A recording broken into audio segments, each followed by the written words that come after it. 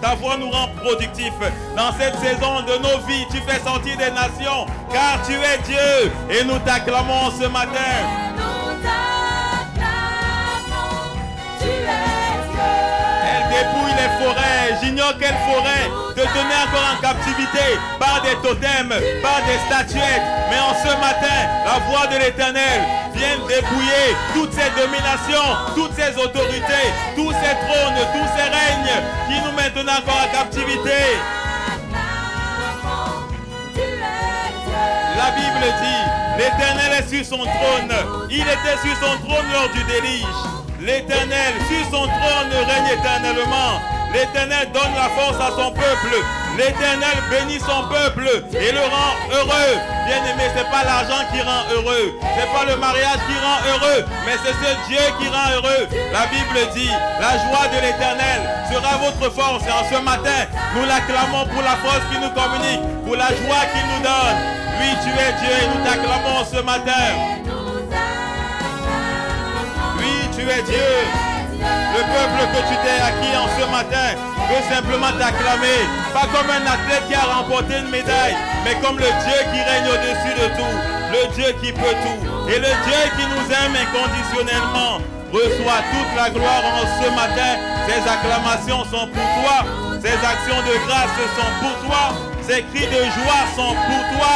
Sois élevé, sois magnifié, sois célébré pour l'éternité. Oui, tu es Dieu.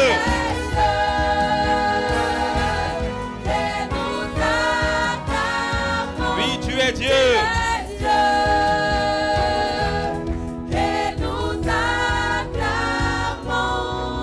Est-ce que tu peux m'aider à acclamer Dieu? Pas un Dieu, pas les petits dieux qu'on va visiter les week-ends et on verse un peu d'huile sur leur crâne, sur leur tête, sur leurs racines, mais le Dieu qui règne par lui-même, qui n'a pas été voté, qui n'a pas été élu, qui n'a pas hérité du trône de son Père, pas le Dieu qu'on ne rencontre que dans la nuit, en se déshabillant au bord de l'eau, en faisant des rituels compliqués, le Dieu qui est le même à tout temps, dont la Bible parle en disant, il est Emmanuel, le Dieu perpétuel, le Dieu continuel, le Dieu présent en tout lieu et en toute circonstance. C'est toi que nous acclamons et célébrons ce matin. Reçois toute la gloire.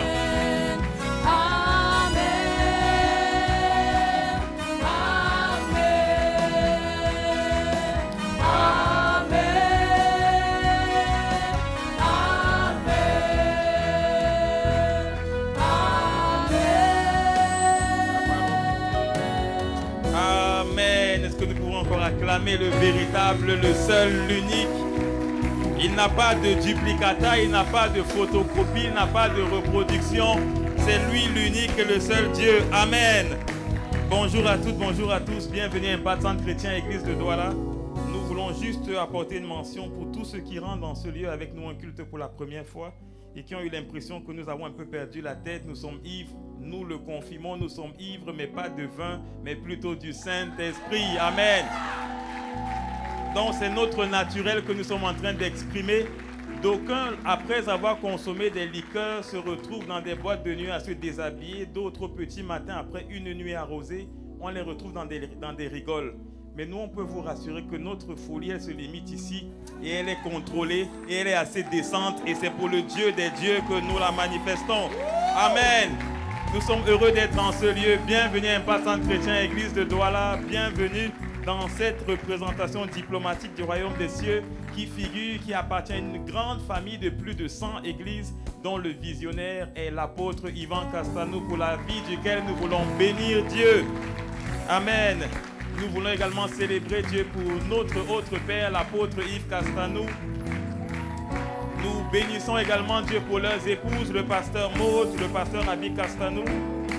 Nous sommes aussi reconnaissants pour les parents de cette maison, les pasteurs Damien et Christelle Ganga, des parents qui nous sont très chers, des parents que nous aimons, que nous apprécions et dont la vie pour nous est un véritable modèle.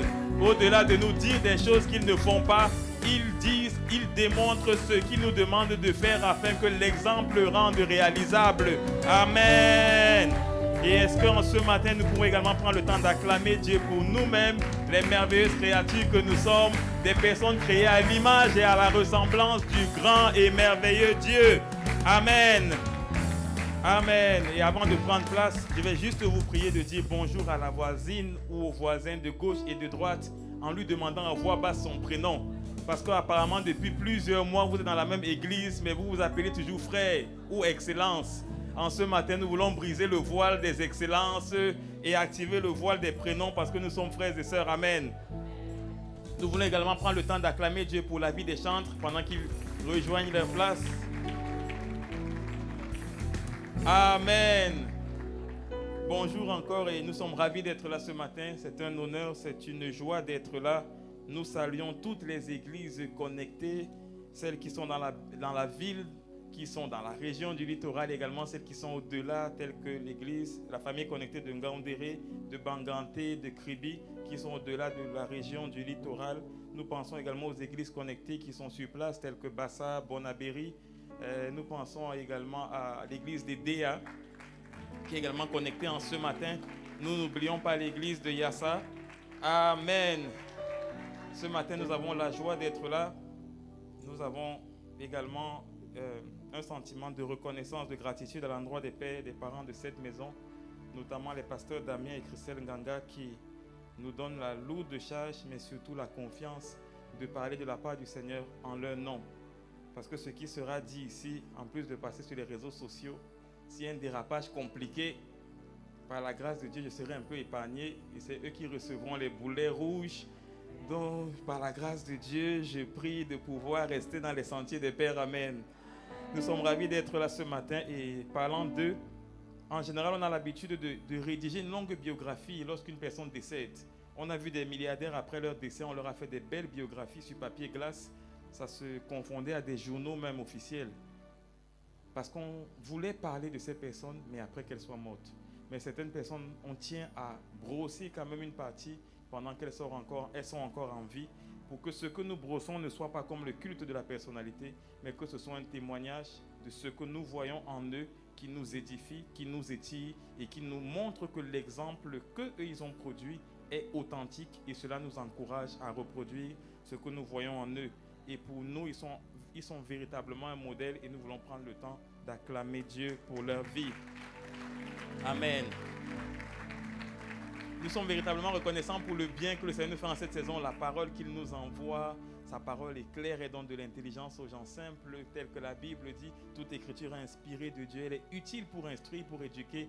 Et en cette saison, il nous fait beaucoup de bien. La parole qu'il nous envoie. Et nous sommes reconnaissants parce que la Bible dit que l'homme ne vivra pas de pain seulement, mais de toute parole qui sort de la bouche de Dieu. Et nous sommes heureux et véritablement ravis d'être connectés à cette famille spirituelle. Depuis plusieurs années que j'ai rejoint cette famille spirituelle, je rends grâce à Dieu parce que véritablement, j'expérimente la notion de pain quotidien. Chaque jour, nous recevons une parole du jour.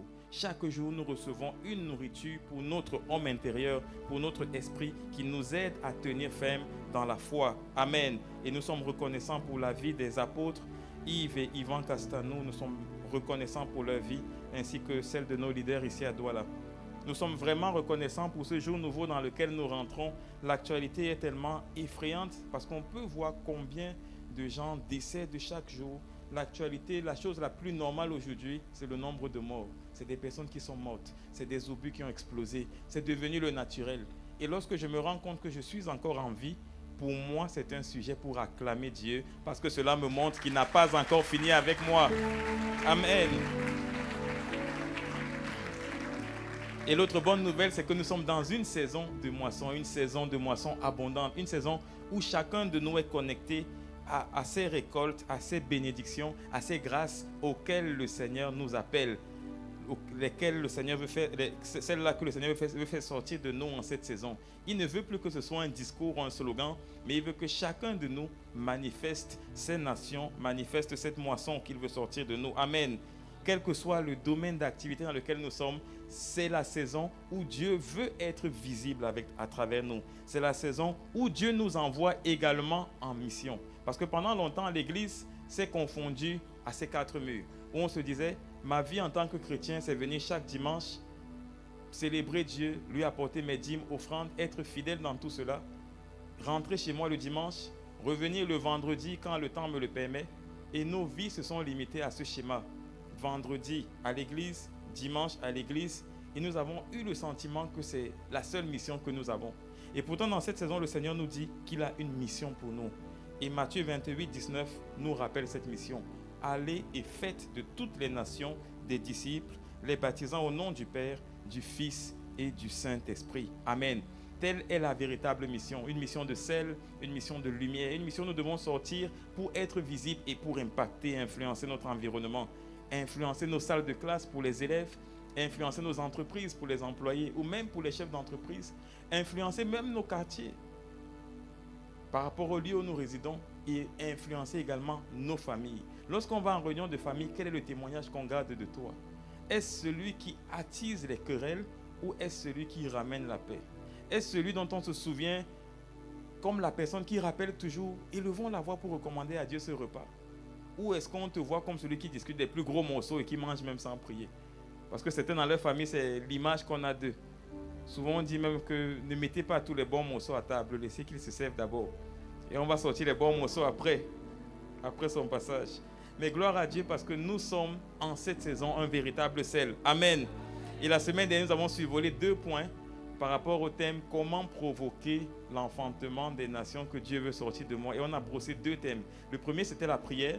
Nous avons pu comprendre que dans cette saison, nous devons prier. Une femme qui est à terme et qui est sur le point d'accoucher, elle peut se retrouver à l'hôpital et perdre son enfant. Et nous avons réalisé que même si nous sommes à terme dans cette saison et que les bénédictions que Dieu veut sortir de nous sont prêtes à être manifestées, nous devons prier pour éviter tout avortement, pour éviter toute fausse couche, pour éviter même une naissance de l'enfant. Parce qu'on est dans des enfants qui naissent, mais après on dirait qu'il a bu de l'eau. Ou bien il a subi quelque chose et quelques jours après, l'enfant qui semblait être né dans de bonnes conditions peut décéder. Mais nous avons pu comprendre dimanche passé que nous devons prier. Le tout n'est pas d'être béni, le tout n'est pas de dire Seigneur tu vas me bénir, mais encore faudrait-il se tenir dans la prière, intercéder, supplier Dieu. On a parlé des prières de supplication où on plaide avec Dieu pour dire Seigneur c'est ma saison. Toi qui veilles sur ta parole pour l'exaucer, exauce-moi en cette saison. Du haut des cieux, fais-moi du bien en cette saison. On a également parlé des prières de décret. En tant qu'autorité, en tant que roi, je dois parler sur ma propre vie. Un peu comme Dieu avait dit à Job, depuis que tu existes, as-tu commandé au matin, as-tu montré sa place à l'aurore? Dans nos vies, parfois nous sommes en mode victime. Mais le temps est venu pour que chacun se lève et qu'il décrète dans sa propre vie. Parce que Dieu nous a établis comme des sacrificateurs, mais également comme des rois qui peuvent décréter sur leur propre vie. Et Jésus a couronné cela en disant dans Luc 10 au verset 19, « Voici, je vous ai donné le pouvoir de marcher sur les serpents, sur les scorpions, sur toute la puissance de l'ennemi et rien ne pourra vous nuire. » En réalité, nous avons l'intégralité de la capacité qu'il nous faut pour assujettir toutes les dominations qui nous faisaient subir avant. Et c'est dans cette saison que nous sommes. Amen. Et l'autre point que nous avons touché, c'est le service. Nous avons dit, servir Dieu, c'est devenir un esclave de Dieu. C'est se mettre au service de Dieu. C'est s'exposer à Dieu pour qu'il puisse nous travailler. Dans le monde, on était avant esclaves du péché sous diverses formes. Le péché est symbolisé également par l'Égypte, où Pharaon maintenait en captivité le peuple de Dieu. Certains qui étaient en captivité par rapport à la cigarette, quoi qu'on dise, la cigarette les tenait en captivité et la cigarette les transformait, les travaillait, les modifiait. C'est ainsi que certains ont ramassé des maladies. Pour d'autres, c'était l'impudicité, en proie à l'impudicité. Comme je le dis souvent, sans honte, mais plutôt avec joie parce que Dieu m'en a délivré. À une époque, j'étais en proie à la pornographie et à la masturbation. Mais lorsque j'ai compris les mérites associés au sang de Jésus, les mains de Jésus percées, pour que nos mains deviennent productives, pour que nos mains travaillent, mais également pour que nos mains soient des instruments de manifestation de puissance. J'ai dit, Seigneur, je comprends que mes mains ne sont pas des instruments de masturbation, mais tout au contraire, des outils de guérison, des outils de proclamation, des outils pour transformer des vies. Amen.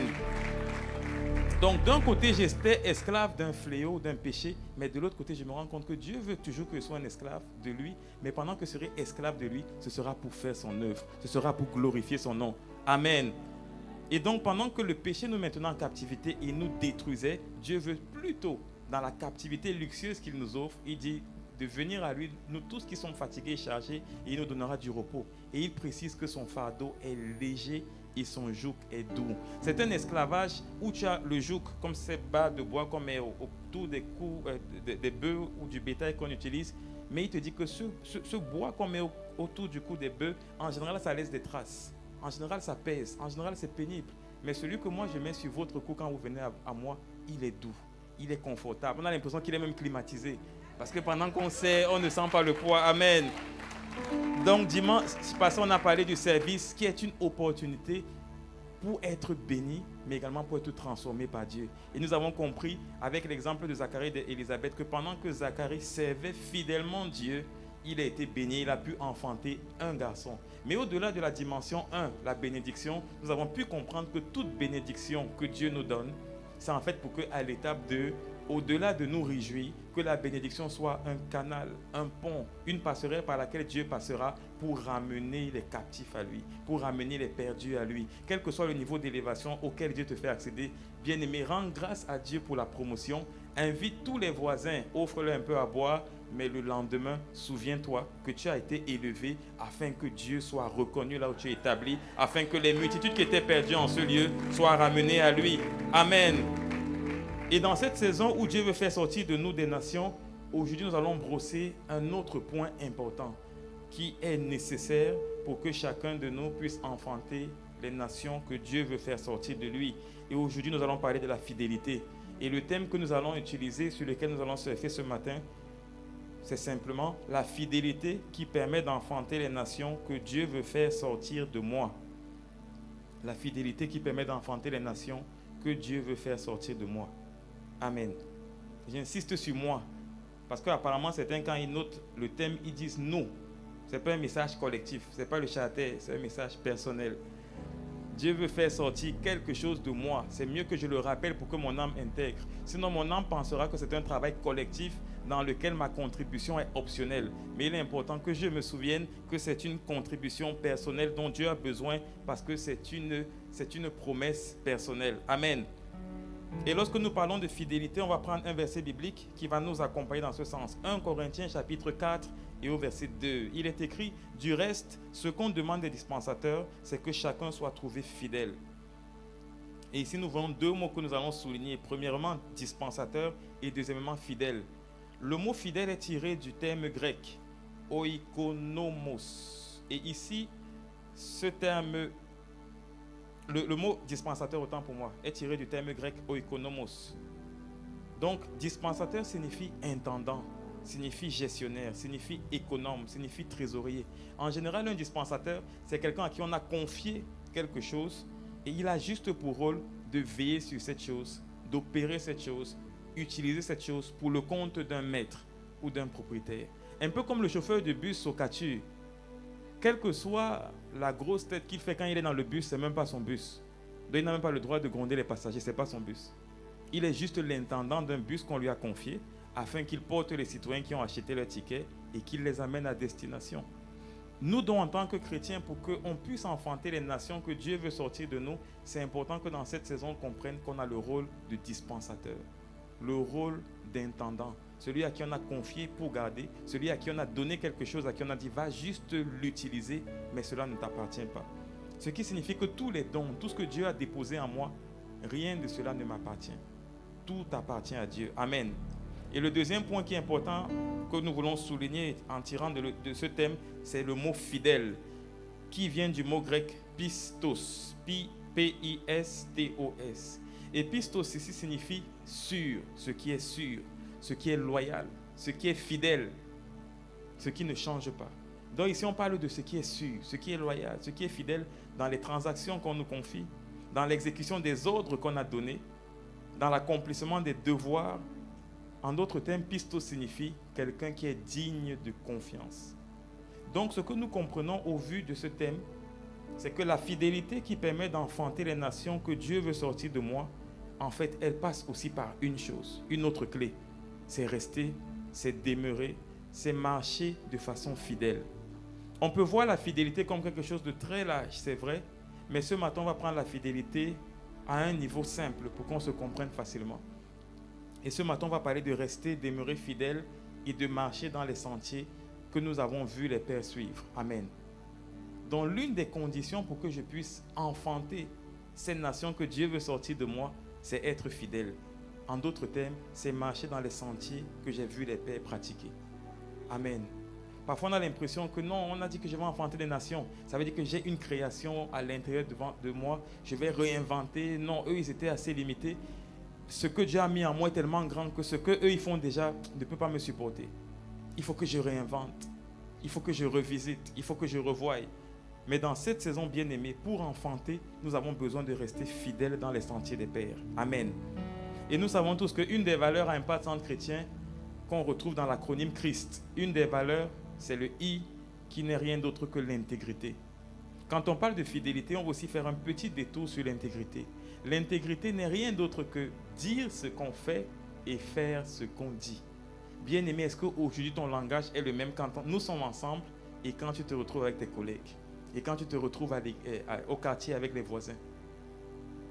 Être fidèle, c'est également pouvoir avoir le même discours, avoir la même position, être quelqu'un d'intègre. C'est vrai qu'à l'église aujourd'hui, on insiste sur l'intégrité dans le sens positif, mais la définition de l'intégrité, en fait, de façon générale, consiste à dire ce qu'on fait et à faire ce qu'on dit. C'est pourquoi en entreprise, on dira que quelqu'un est fidèle quand, en général, il surfe sur les procédures en place. C'est-à-dire qu'il respecte les procédures qui existent. Amen. Et donc, comme nous le savons tous, à Impact Centre Chrétien, nous avons une vision. On va juste prendre un exemple comme celui-là. Une vision qui a été communiquée par les pères et sur laquelle nous surfons, sur laquelle nous nous appuyons. Nous sommes dans une famille spirituelle. Et donc, l'une des clés sur laquelle nous voulons nous appesantir ce matin, c'est la fidélité.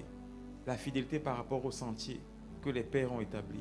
Les pères ont fait beaucoup d'expériences. Ils ont connu beaucoup d'échecs. Et aujourd'hui, ils veulent qu'on gagne en temps. Ils nous disent, voilà le chemin qu'on a suivi. Suivez-le simplement et assurément, vous arriverez au moins là où nous on est arrivé et certainement, vous irez même plus loin. Pas la peine de sortir du couloir qu'on a déjà vu. Restons dans ce que les pères ont tracé. Mais ça, c'est pour ceux qui se reconnaissent comme fidèles. Ce matin, ils supposent qu'on n'a que des fidèles parce que dans les églises, il y a souvent les touristes, il y a souvent les nomades. Ceux qui, sur 4 dimanches, ils peuvent te parler du message de l'apôtre Sanogo qu'il a suivi à Vase d'Honneur il y a 2 dimanches. Dimanche passé à ICC. Le 3e dimanche, un peu fatigué, il est allé sur Tabernacle de la Foi via EMCI TV. Et à la fin du mois, il a eu 5 messages, 5 visions sur lesquelles il veut se faire en même temps. Et à la fin, tu as l'impression que, en fait, sa vie n'a même aucune propulsion. Tu ne vois pas trop dans quelle direction il va. Pour la simple raison qu'il n'est connecté à aucune vision. Il n'est fidèle à aucune vision. Il est dans une véritable procrastination. Il fait beaucoup de choses sans rien faire de nécessaire à la fin. Mais dans cette saison, nous sommes tous encouragés, bien-aimés, à rester fidèles à des sentiers, les sentiers que les pères ont établis. Amen. Parce que le Père suprême, notre Dieu, communique à ses pères une vision, une direction. Et en les suivant simplement, nous arriverons à destination. En les suivant simplement, chacun sera surpris de se voir en train de manifester des nations, manifester des dimensions qu'il n'imaginait pas s'il était tout seul. Amen. Donc, alors que nous pensons que, ce matin, il n'y a pas de sympathisants ou de nomades, nous ne sommes que des chrétiens fidèles, donc nous sommes tous encouragés à rester dans les sentiers que le Père nous a donnés à travers les bergers, les apôtres qu'il a établis sur cette maison. Amen. Et la Bible nous éclaire à ce sujet dans le livre de Marc, au chapitre 3, au verset 24, il est écrit « Si un royaume est divisé contre lui-même, ce royaume ne peut subsister. » Bien-aimé, si on a plusieurs sons de cloche dans une équipe, dans une famille, à la fin de la journée, on ne saura plus où on va. D'où l'importance de se rallier, de se réunir, d'aller dans la même direction. Et dans cette maison, alors que nous sommes l'Église, nous sommes un corps, chacun de nous a un rôle, chacun de nous a une partition. Toi, tu peux être utile à l'accueil, l'autre peut être utile à Impact Célébration, l'autre peut être utile à l'intégration. Il y a un qui est même utile juste comme community manager, mais chacun de nous a un rôle à jouer. Le seul rôle dans cette église ne se trouve pas sur ce pupitre. Il y a tellement à faire et ce qu'il y a à faire, c'est au dehors. N'aie pas l'impression que tu n'as rien à faire, parce qu'à l'intérieur de toi, Dieu a déposé quelque chose et dans cette maison, Dieu nous a suffisamment nourris et Dieu nous a déjà équipés pour que chacun de nous sorte et qu'il manifeste les nations qui sont à l'intérieur de lui. Amen. Est-ce que tu peux m'aider à acclamer Dieu pour les nations qu'il a déposées en toi? Amen. Sur la table d'accouchement, avec les exemples qu'on a pris la semaine passée, la femme qui veut accoucher, elle a des contractions. C'est elle qui porte le bébé. C'est elle en fait qui est le joueur principal, qui est le key player dans l'histoire.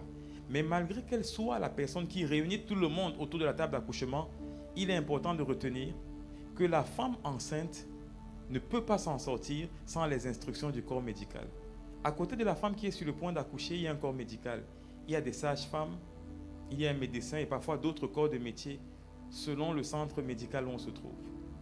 Et ce matin, on veut également insister sur un point. C'est que pendant que tu portes des nations, il y a des gens que Dieu a disposés autour de toi. Il y a des pères que Dieu a mis à côté de toi. Il y a des bien-aimés que Dieu a placés à côté de toi. C'est des gens par les conseils desquels, par la présence desquels, tu recevras des clés pour que tu puisses enfanter. Mais la condition, c'est que tu restes fidèle. C'est que je reste fidèle. C'est que je demeure dans ce sentier. Je demeure à cet endroit où Dieu m'a établi. Comme la Bible dit, ce n'est pas vous qui m'avez choisi, mais c'est moi qui vous ai choisi et qui vous ai établi afin que vous demeuriez et que vous portiez, afin que vous demeuriez, que vous portiez afin que vous alliez et que vous portiez du fruit et que votre fruit demeure. Amen. Donc il y a un endroit où Dieu nous a établis, bien-aimés. N'est pas souvent le sentiment que ICC, j'en ai marre, il me casse déjà trop la tête. Ça me va là déjà, c'est bon là, il faut que je parte. Bien-aimé, est-ce toi qui es venu ici ou est-ce Dieu qui t'a établi? Jésus même pouvait dire à ses disciples que nul ne vient à moi si le Père qui m'a envoyé ne l'attire. Chacun de nous peut raconter une histoire personnelle, comment il est arrivé dans cette famille spirituelle. Et alors que tu t'es connecté à cette famille spirituelle, bien-aimé, considère qu'en ce lieu, il y a des clés, il y a des conseils, il y a des paroles que ceux qui sont autour de toi, que Dieu a établis comme des leaders, que Dieu a établis comme pasteurs, il y a des paroles qui doivent te communiquer afin que pendant que tu es dans cette phase de contraction, que tu puisses normalement accoucher. Amen. Les expériences où j'ai été témoin dans la salle d'accouchement, je me rendais compte que le médecin, pendant l'accouchement, il y a un moment où il disait à mon épouse, attends, ne pousse pas. Et il y a un moment où il disait, maintenant tu peux pousser. Lui, il observait la courbe de contraction. Lui, il observait la saison, le temps propice pour dire non, maintenant tu peux faire ceci. Bien-aimé, je peux te rassurer que même si c'est toi qui portes cette grossesse, il est important de tendre l'oreille à la voix des pères, à la voix de ses leaders, à la voix de ceux qu'il a mis autour de toi et ils te diront, fais ce pas, fais ceci, agis ainsi. Amen. L'enfantement exige l'obéissance et l'attention par rapport à la voix de ceux qui sont autour de nous. C'est pourquoi je dois rester fidèle. Fidèle au sentier que les pères ont tracé et également soumis. Dans la fidélité, on a parlé de la loyauté. On a parlé également de la sûreté. Il y a également la dimension d'être loyal. Quelqu'un qui est loyal, c'est quelqu'un qui s'attache à une personne, pas juste avec la bouche ou avec des actes, mais également avec le cœur. Amen. Donc dans cet élan, nous sommes encouragés à développer également un cœur loyal. Amen. D'autres nous ont dévancés sur ce sentier et nous, on ne veut rien inventer. Bien aimé, n'inventons pas la roue. Chez les anglo-saxons ont souvent dit « Do not try to reinvent the wheel ». La roue est déjà ronde.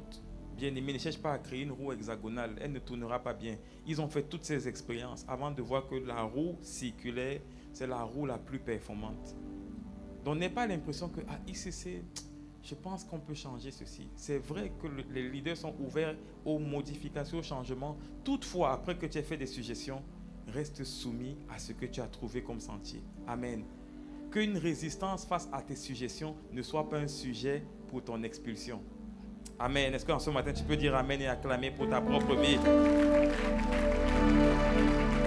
Et dans cette saison, le Seigneur veut utiliser chacun de nous puissamment. Bien-aimé, reste juste là où Dieu t'a établi. On va prendre un exemple qui m'a édifié. Je crois que le Seigneur pourra faire du bien à quelqu'un au travers de cet exemple. C'est une illustration qu'on prendra dans le livre de 2 Rois au chapitre 2 à partir du verset 1. C'est l'histoire de Élie et de Élisée. Il est écrit au verset 1. Lorsque l'Éternel fit monter Élie au ciel dans un tourbillon, Élie partait de Gilgal avec Élisée. Au verset 2, il est dit, Élie dit à Élisée, reste ici, je te prie, car l'Éternel m'envoie jusqu'à Bethel. Donc Élisée et Élie, son leader, ou son père avec qui il se déployait dans le ministère, lui dit, Dieu va m'enlever, c'est vrai, mais Dieu est en train de m'envoyer à Bethel. Toi, reste ici et attends-moi. Et Élisée dit, non, je ne peux pas t'attendre. Là où tu iras, moi je te suivrai. Allons simplement là où tu vas. Et la suite, il est écrit, Élisée répondit, l'Éternel est vivant et ton âme est vivante. Je ne te quitterai point. et ils descendirent à Béthel. Au verset 3, il est écrit, les fils des prophètes qui étaient à Béthel sortirent vers Élisée et lui dirent, sais-tu que l'Éternel enlève aujourd'hui ton maître au-dessus de ta tête? Donc pendant que Élisée se dit, je suis mon maître, d'autres personnes viennent lui dire, est-ce que tu sais que ce maître que tu suis là, Dieu l'enlèvera au-devant de toi aujourd'hui même? Élisée n'y prête pas attention et le verset 4 nous dit, Élie lui dit, Élisée, reste ici, je te prie, car l'Éternel m'envoie à Jéricho. Et à cette déclaration, Élisée a eu la même réponse. Il a dit, je ne te quitterai point. Lorsqu'on va plus loin au verset 6, une troisième fois, Élie dit encore à Élisée, reste ici, je te prie, au verset 6, car l'Éternel m'envoie au Jourdain. La même réponse fut donnée à Élie par Élisée. Il lui disait, Père, tu t'en vas aujourd'hui. Quel que soit là où tu vas, je veux te suivre pendant ces derniers instants. Quelles que soient les vallées, les trous, les lieux où tu vas, moi je te suivrai. De même que je t'ai toujours suivi pendant tout le ministère, même aujourd'hui, le jour où tu t'en vas, je veux te rester fidèle. Voilà ce que Élisée lui dit. Et lorsqu'on va plus loin au verset 9, on peut voir qu'il est écrit, lorsqu'ils eurent passé, donc en fait il y a eu, Élie a pris son manteau, il a frappé, et le Jourdain s'est divisé en deux, et ils ont traversé. Et après qu'ils eurent passé le Jourdain, il est écrit, Élie dit à Élisée, demande ce que tu veux que je fasse pour toi avant que je sois enlevé d'avec toi. Amen. Donc on voit toute cette tentative où Élie dit à Élisée, reste ici, Dieu m'a envoyé quelque part. On pourra se voir plus tard, reste ici. Les 3 fois où Élie lui a dit reste ici, Élisée a dit non, je te suis. Et Élie s'est rendu compte que ça ne sert à rien de tenter une 4e fois. Ce gars est teigneux, il ne partira pas. Ce gars a décidé qu'il va suivre mes pas jusqu'au bout. Ce gars qui m'est resté fidèle, loyal pendant tout le ministère, il a résolu que le souvenir que je garderai de lui, c'est un serviteur fidèle. Et à ce moment, Élie peut-être a été un peu agacé, mais également impressionné. Il lui dit donc, qu'est-ce que tu veux que je fasse pour toi? Bien aimé, on se rend compte qu'il y a quelqu'un qui suivait son maître, qui n'était rien, n'avait aucune étiquette, n'avait aucun pouvoir, aucune autorité. Il était juste comme un tinda, comme on dit. Et c'est sûr que certains qui te voient ici se disent que toi, tu es le tinda des pasteurs. Toujours en train de marcher derrière eux. Ta vie ne change même pas, mais tu es toujours derrière eux. Ils quittent même l'église à minuit, tu es toujours là, célibataire, chômeur. Ta vie ne change même pas. Tu es là comme un tinda derrière eux. Décroche même un moment, va te chercher. Et quand ce sera bon, tu reviens. Bien-aimé, ce matin, je t'encourage. Demeure une tinda qu'ils disent. Tu sais en fait où est-ce que le Seigneur te défiera. Tu sais où le Seigneur t'emmène et ce qu'il fera. Amen. Donc pendant que tu restes fidèle et que tu suis les sentiers des pères bien-aimés, sache que Dieu est fidèle. À la suite du verset, on peut lire, Élisée répondit, qu'il y ait sur moi, je te prie, une double portion de ton esprit. Donc Élisée, quand son maître lui dit, qu'est-ce que tu veux que je fasse? Il ne lui dit pas, souviens-toi de mon mariage que j'ai sacrifié. La Bible précise que Élisée travaillait quand Élie l'a appelé pour le suivre. Donc le gars a peut-être désigné, il a démissionné d'une entreprise dont il était le propre boss pour suivre Élie. Et au moment où Élie lui dit, qu'est-ce que tu veux que je fasse? Il ne lui dit pas, bénis mes business que j'avais abandonnés. Il dit que non, ce qu'il y a sur ton ministère, les nations qui sont sorties de toi, je veux le double de ce que toi tu as manifesté comme ministère.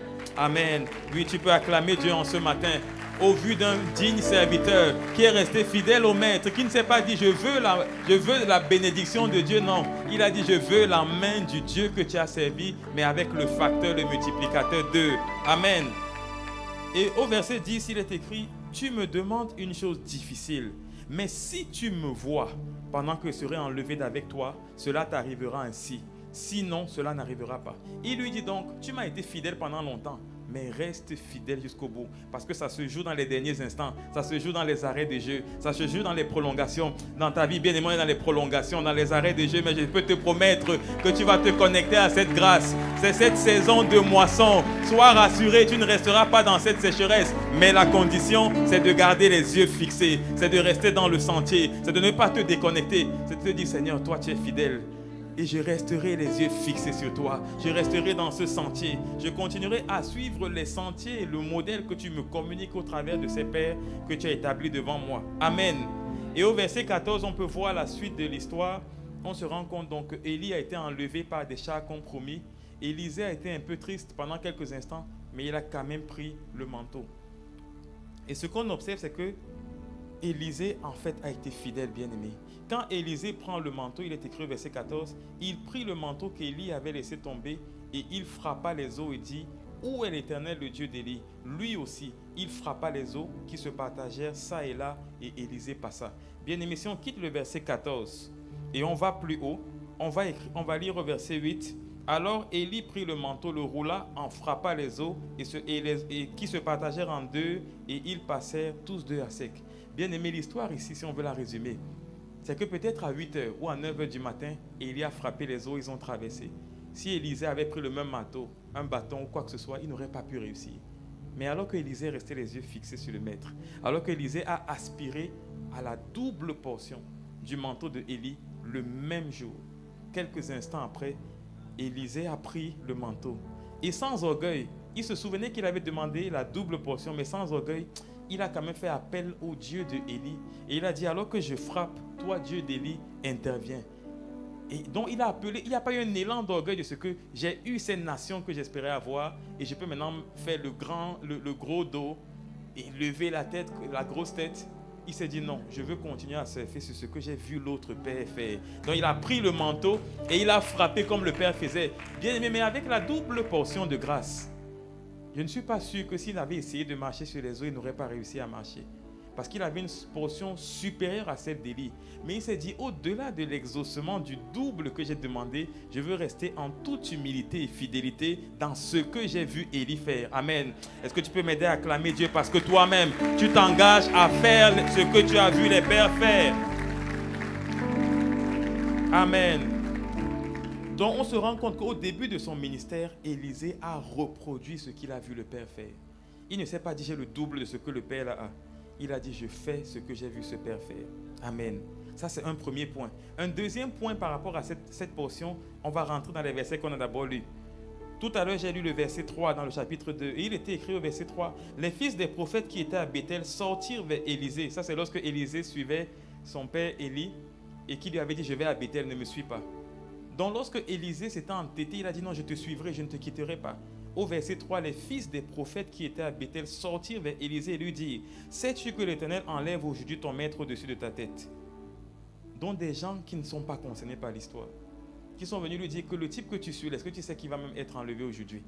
Il ne les a pas écoutés, il a continué. Au verset 5, alors que Élie vient de dire à Élisée, je m'en vais à Jéricho, ne me suis pas. Au verset 5, ces mêmes personnes réapparaissent. Les fils des prophètes qui étaient à Jéricho s'approchèrent d'Élisée et lui dirent, sais-tu que l'Éternel enlève aujourd'hui ton maître au-dessus de ta tête? Il aurait pu leur dire, de quoi je me mêle? Je ne vous ai rien demandé. Je suis mon maître, vous sortez d'où pour me donner des conseils?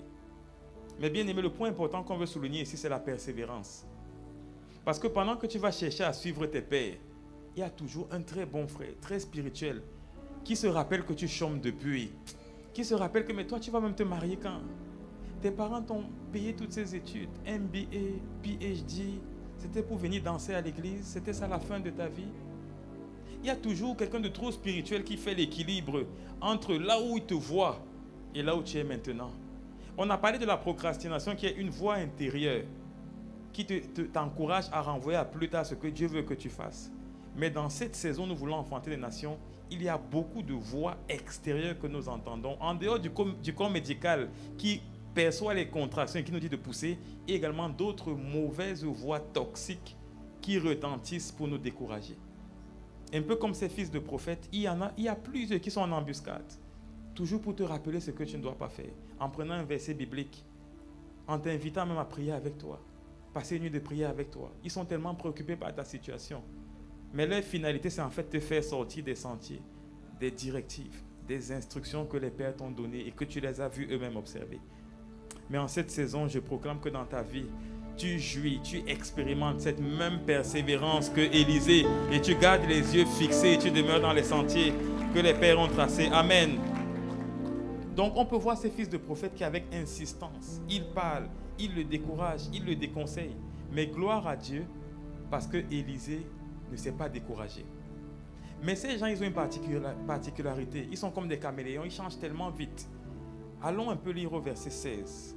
Après que Élie ait fait le miracle, Élisée a fait le miracle et qu'il a réussi à fendre les eaux, au verset 16, ces bons frères-là, entre guillemets, changent de version. Au verset 16, il est écrit, « Voici, il y a parmi tes serviteurs 50 hommes vaillants. Veux-tu qu'ils aillent chercher ton maître? Peut-être que l'Esprit de l'Éternel l'a emporté et l'a jeté sur quelques montagnes ou dans quelques vallées. » Donc ce qu'ils lui disent, les gens qui lui disaient au départ, « Est-ce que tu sais que ton maître sera enlevé du devant de toi aujourd'hui ?» Les mêmes viennent lui dire, c'est vrai que ton maître est enlevé, mais peut-être l'Esprit l'a jeté dans un autre quartier, dans une autre ville, sur une autre montagne. Nous, il y a des gars vaillants autour de toi. Laisse la prière, prends ces gars vaillants et qu'ils aillent explorer les montagnes. Peut-être que Élie est tombé quelque part là-bas. Comment est-ce possible que Élie soit enlevé?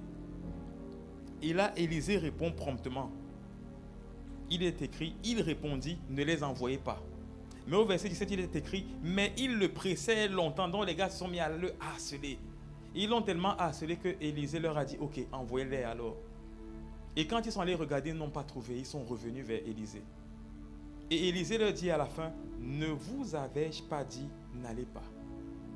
Bien aimé, on a besoin d'être ferme. Quand ces gens reviendront pour te donner des avis contraires, des conseils contraires, tiens ferme. Quelles que soient les circonstances, quel que soit le sentiment de retarder, de traîner que tu peux voir, reste ferme. Et une chose qui est subtile dans l'attitude de ces fils de prophètes, c'est vraiment malsain.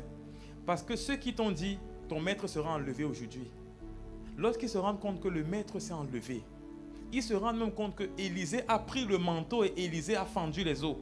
Parce qu'au début des versets, il est écrit que eux-mêmes, les fils des prophètes, ont dit « L'esprit d'Élie repose sur Élisée ». Ça, c'est le verset 15. Et ils allèrent à sa rencontre et se prosternèrent contre terre devant lui.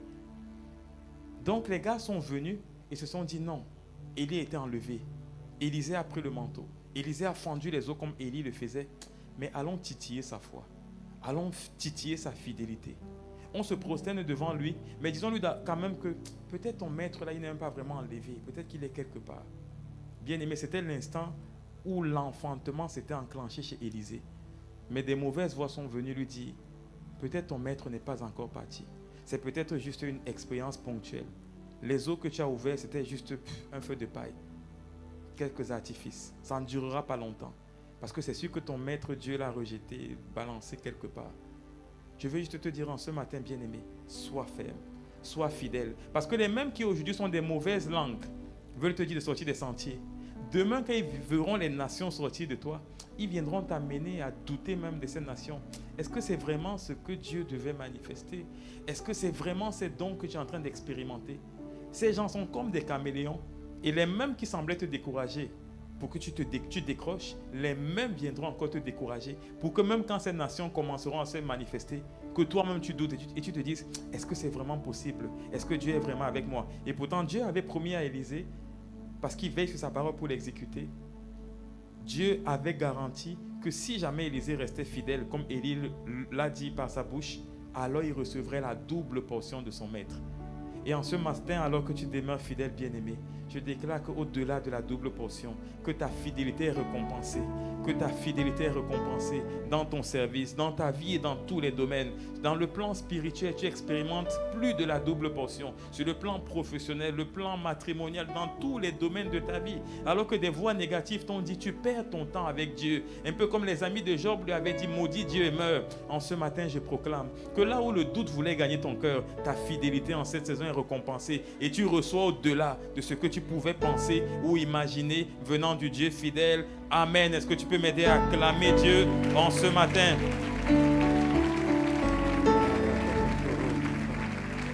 Amen.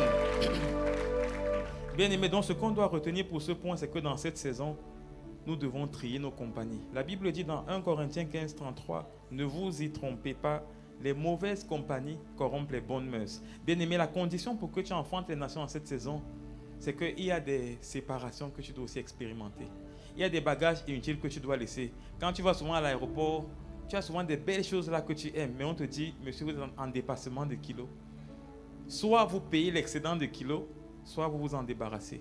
Mais bien aimé, ne paye pas l'excédent de kilos, ça n'en vaut pas la peine. Débarrasse-toi de ces mauvaises compagnies, ces conseillers toxiques, des personnes qui ont l'apparence de la piété, mais qui renient le fondement de ce qui en fait la force. En cette saison, bien aimé, je déclare que le Seigneur ouvre tes yeux spirituels. Tu discernes clairement toutes ces mauvaises compagnies, tous ces mauvais compagnons qui n'ont rien de bon pour ta destinée, et le Seigneur les expose et tu te sépares promptement d'eux au nom de Jésus. Amen. Amen. Comment reconnaître de telles personnes? Elles ne m'encouragent jamais à aller plus haut. Leur conseil ne vise pas vraiment à m'aider à aller plus haut. C'est des personnes qui aiment m'entretenir dans ma zone de confort, qui aiment me rappeler ce qu'il y a de mauvais dans ma vie, ne pas me propulser vers le haut, me rappeler ce qui ne marche pas encore et ne font rien pour que j'aille plus haut. C'est des personnes qui me proposent toujours de me détourner de ce que je suis en train de faire maintenant, qui me proposent de sortir des sentiers actuels. Tu as trop essayé cette façon de faire pendant longtemps. Tu as trop été fidèle dans cette voie. Sors un peu de cette voie pour essayer. Un peu comme les jours où on est souvent malade et on te dit, le corps est souvent malade, on te dit, tu as déjà trop prié, allons, je t'amène un peu chez la personne là. C'est aussi Dieu qui lui a donné ces dons-là. Donc c'est toujours Dieu le dénominateur commun, le pasteur et l'homme là bizarre derrière une maison, c'est toujours Dieu qui est derrière. Et tu sais que c'est Dieu qui les a créés tous les deux, donc sois détendu. C'est des discours comme cela qu'on nous dit. Mais de tels conseils toxiques, je les bannis, je les annule, je les revoque dans ta vie en cette saison au nom de Jésus. Amen. Et ces personnes ne voient jamais en nous notre véritable potentiel. C'est des personnes qui elles voient toujours en nous notre véritable potentiel et elles nous encouragent à l'indépendance. Non, regarde ce que tu fais. Tu n'as plus besoin d'être sous lui, tu sais déjà faire. Tu peux déjà faire. Ouvre ton église, ouvre ton entreprise. Ouvre ceci, ouvre cela. Tu as déjà le potentiel, il t'exploite, il profite de toi. Regarde comment tu es en train de souffrir. Quel travail est-ce qu'il fait? Tout ce que tu as comme résultat là, c'est lui qui tire la gloire. Toi, qu'est-ce que tu en tires comme profit? Donc, c'est des personnes qui t'amènent à aspirer à l'autonomie. Bien aimé, mais je peux te rassurer une chose. Comme la Bible dit, nous sommes les sarments et notre Seigneur est le cep. Et le Seigneur nous a connectés à une famille spirituelle. Et comme toute branche, il y a des sous-branches sur lesquelles il y a des fruits. Bien aimé, je suis connecté à une famille spirituelle tout comme toi. Et nous sommes comme des sous-branches au bout desquelles il y aura des fruits. Bien aimé, si nous perdons de vue le fait que nous sommes alimentés par les sous-branches qui portent les fruits et que nous aspirons à une indépendance, on sera surpris de voir nos fruits se dessécher. Bien-aimés, restons fidèles là où Dieu nous a établis. Restons attachés à ces branches où Dieu nous a connectés. Dieu est le cep, l'arbre principal, mais un arbre a plusieurs branches. Et vous conviendrez avec moi que le fruit ne sort pas sur les branches, mais il y a comme des ramifications de branches sur lesquelles les fruits sortent. Et la famille spirituelle à laquelle toi et moi nous sommes connectés, c'est en fait cette branche à laquelle nous, les sous-branches, nous sommes rattachés et nous portons des fruits. Bien-aimé, reste attaché à cette branche et à cette sous-branche et c'est alors que tu porteras du fruit. Persévère, demeure fidèle et le Seigneur en cette saison te manifestera la fécondité qu'il a déposée en toi. Amen. Il est écrit dans le psaume 3 au verset 1, « Heureux l'homme qui ne marche pas selon le conseil des méchants, qui ne s'arrête pas sur la voie des pécheurs et qui ne s'assied pas en compagnie des moqueurs, mais qui trouve son plaisir dans la loi de l'Éternel et qui la médite jour et nuit. » Et le verset 3 nous dit, « Il est comme un arbre planté près d'un courant d'eau qui donne son fruit en sa saison et dont le feuillage ne flétrit point. Tout ce qu'il fait lui réussit. » Amen. Bien-aimé, en lisant ce verset, on se rend compte qu'il y a deux points qui sont touchés. D'un côté, la fidélité, le fait de demeurer, le fait de rester planté au bon endroit. Mais on note également les conseils des méchants. Les conseils des méchants, bien-aimés. Il y a des agents toxiques qui veulent t'amener à te déraciner, à te déplacer de l'endroit où, en cette saison, tu dois manifester ces nations que Dieu veut faire sortir de toi. Mais gloire à toi parce que gloire à Dieu parce que toi et moi, nous en sommes délivrés. Amen. On va prendre une deuxième illustration pour conclure ce message. C'est l'histoire de Marie et Élisabeth. On pourra la lire à la maison. C'est un livre de Luc au chapitre 1 au verset 23. Bien aimé, lorsqu'on lit cette histoire, on est impressionné. On se rend compte que Élisabeth est visitée par le Saint-Esprit, elle devient enceinte. À plusieurs mètres ou kilomètres de là, Marie est également visitée par le Saint-Esprit et elle devient enceinte. Lorsque Marie devient enceinte, plutôt que de rester avec les copines, les femmes avec qui elles vont au forage, au marché, ou les femmes avec qui elles font la tontine. Marie quitte de là où elle est et elle va chez Élisabeth. Elle va avec quelqu'un qui a le type de nation qui lui ressemble. Elle va vers le type de personne dont la destinée de ce qu'elle porte se rapproche de la destinée de ce qu'elle-même elle porte. Amen. Oui, tu peux acclamer Dieu, bien-aimé. Parce qu'en cette saison, je proclame que le Saint-Esprit te conduit. Lui qui est venu nous conduire. Et il te connecte aux gens qui portent les nations, les destinées similaires à la tienne. Les personnes qui seront des éléments complémentaires plutôt que des forces antagonistes qui vont t'éloigner de Dieu. Donc je déclare en ce matin, bien-aimé, que Dieu ouvre tes yeux afin que tu te sépares des mauvaises compagnies, mais que tu te tournes vers les bonnes personnes, vers les personnes avec lesquelles tu pourras te connecter, bien-aimé. Et la Bible déclare, à la fin de ces versets, il est écrit que Marie resta à cet endroit pendant 3 mois. Waouh! Elle portait le Messie, celui qui en termes de grade, en termes de mission, en termes de destinée, avait un grade plus élevé que celui de Jean-Baptiste. Mais elle allait s'asseoir à côté de sa tante Élisabeth. Certainement, elle avait souvent les assiettes. Certainement, elle faisait souvent certaines tâches ménagères, mais elle avait résolu qu'elle resterait aux côtés de celle-là. Pour lui dire, ok, toi, que le Saint-Esprit a visité, tu es devenue enceinte. Comment tu as géré tes mois de grossesse pour arriver jusqu'à cette étape de ta grossesse? Plutôt que d'aller vers des gens à qui, lorsque tu leur diras, c'est le Saint-Esprit qui m'a dit que je serai grand, ils vont éclater de rire. Ils ne comprendront pas ce que tu dis. Rapproche-toi de ceux qui t'avaient dit un jour en témoignant que le Saint-Esprit leur avait dit. Ils ont prospéré. Connecte-toi à eux afin qu'ils soient des personnes qui te coacheront, qui te conseilleront, qui t'accompagneront parce que ta vision, les nations qui sortiront de toi ressemblent à ce que Dieu également est en train de faire sortir d'eux. Amen. Est-ce que tu peux m'aider à acclamer Dieu? Parce que ce matin, nous nous connectons à ces relations, des connexions de destinée, des amis de destinée, pas juste des amis de commérage avec qui on va toujours critiquer le fonctionnement de l'église, le fonctionnement du pays. Non, mais des gens avec qui lorsqu'on s'assoit, c'est pour se projeter par rapport aux nations que Dieu veut faire sortir de nous. Amen. Donc, de même que Élisée et Marie, en ce matin bien-aimés, nous sommes encouragés à apprendre à servir aux pieds des pères. Servir aux pieds de ceux de qui on a vu sortir, ou alors on voit se manifester ce à quoi on aspire. Amen. On a des gens qui sont des modèles. On a des pères qui sont des modèles. À ICC, nous sommes impressionnés. Moi, je suis impressionné de voir des pères qui font ce qu'ils disent et qui disent ce qu'ils font. Rien qu'à cause de cela, j'ai résolu que je resterai dans ce sentier afin de me connecter à de telles personnes que le changement de la vie n'influence pas, que le bonheur de la vie n'impacte pas, que les difficultés, les vallées d'une saison ne découragent pas. Quand tu entends le pasteur Mo te dire, pendant que je cherchais la maison, un local pour l'église, j'ai perdu mes jumelles, le pépère rentrait dans sa voiture, il pleurait mais il adorait Dieu. Et aujourd'hui on voit ce que Dieu a fait sortir de... Je dis Seigneur, même si ma maison devait être comme celle de Job et que tu décimais tout ce que j'ai en une journée, mes yeux resteront sur toi. J'ai vu des pères rester fidèles et moi je resterai dans leur sentier parce que je crois qu'il y a des nations que tu veux faire sortir de moi. Amen. Donc ce matin, nous sommes encouragés, bien-aimés, à rester fidèles.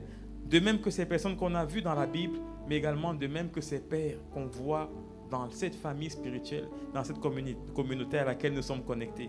Et pour chuter ce matin, on va prendre une image. Avec le concours de la régie, on va prendre l'image 1.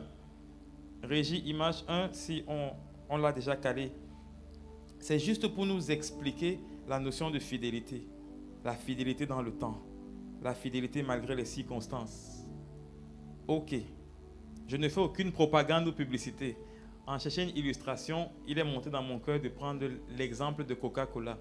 Coca-Cola a été inventé ou créé en 1886 par un homme qu'on appelait Robinson.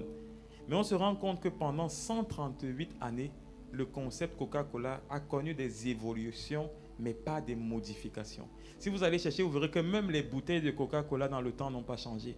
Elles ont gardé le même squelette, la même forme. Ils se sont rendus compte de père en fils, alors qu'ils héritaient à la tête de cette entreprise, que pas la peine de chercher à sortir des sentiers des pères pour être meilleur. Je peux rester dans ce que les pères ont fait, j'améliore ce qu'ils ont fait en restant dans l'esprit, en restant dans la vision. Pas besoin de chercher à réinventer la roue. Pas besoin de dire que si Élie avait frappé l'eau avec son manteau, moi je vais m'emballer avec mon manteau et plonger, l'eau va s'écarter. Non. J'ai vu Élie frapper l'eau avec le manteau. Je frappe aussi avec le manteau. Amen. Et lorsqu'on voit la vie d'Élisée, on peut voir son ministère. On a souvent l'impression qu'on fait une erreur d'acteur.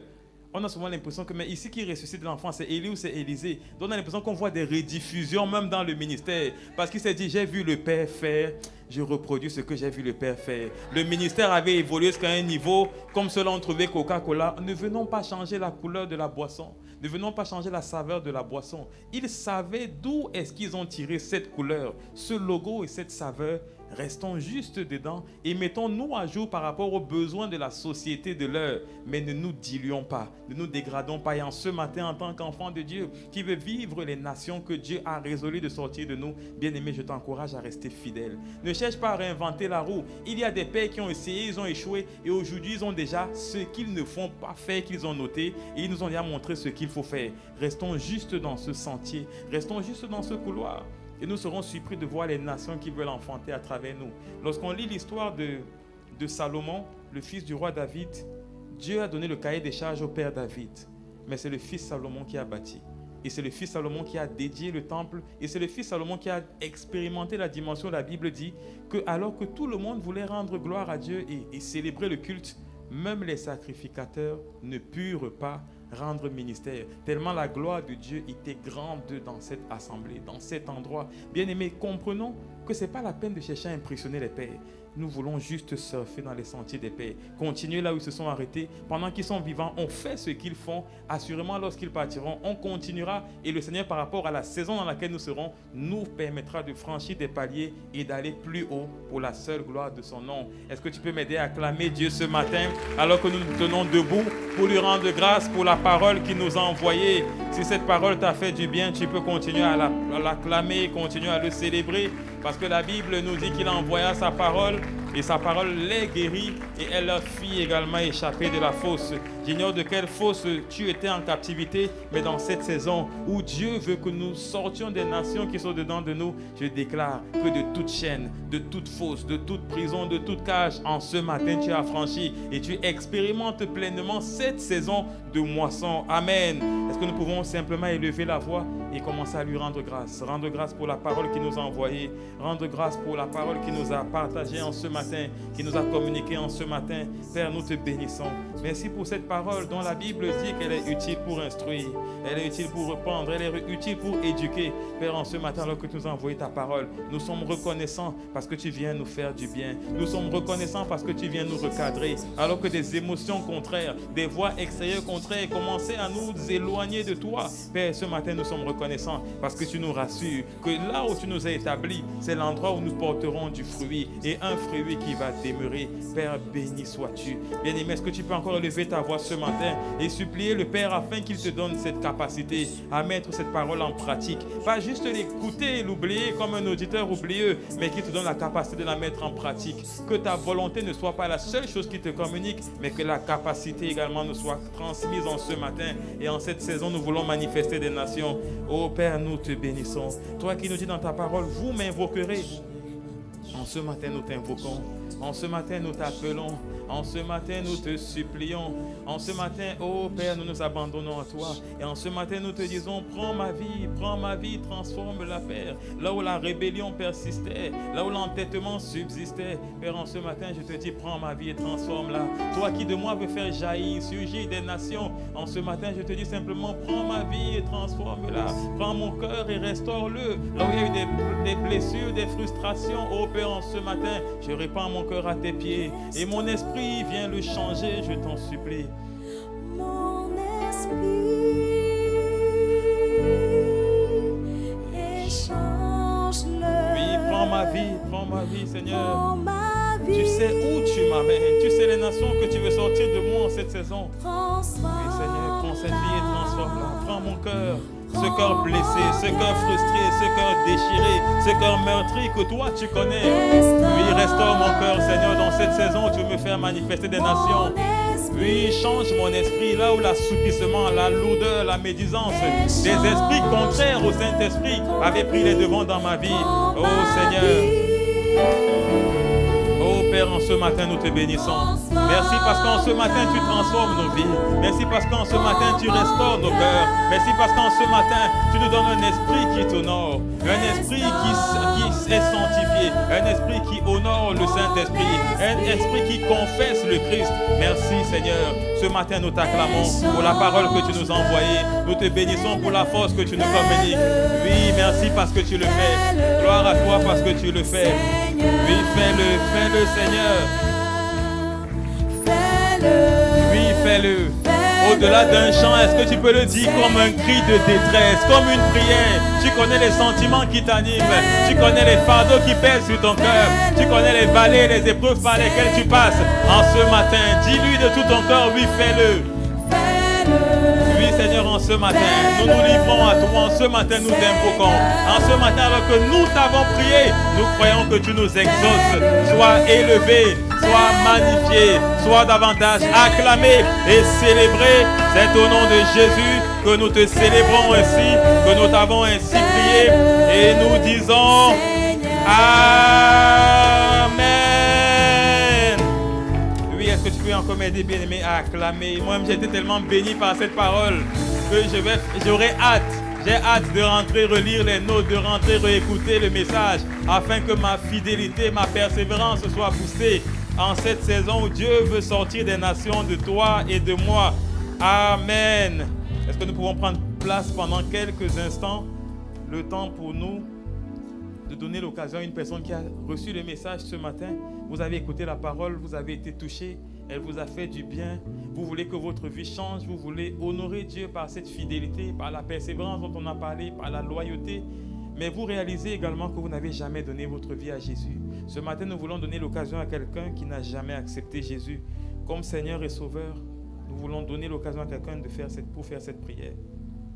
C'est une prière pendant laquelle on reconnaît qu'on n'a jamais accepté Jésus comme son Seigneur. On reconnaît qu'on est peut-être venu à l'église pendant plusieurs semaines, plusieurs jours ou plusieurs mois, mais jamais on ne lui a dit « Jésus, je t'invite dans ma vie. Deviens mon Seigneur, toi qui as donné ta vie pour moi. » Et ce matin, alors que nous inclinons tous les têtes, nous voulons encourager une personne qui est dans cette salle à lever la main là où il est. Si vous avez entendu ce message, vous voulez faire cette prière, vous reconnaissez que vous n'appartenez pas au Seigneur,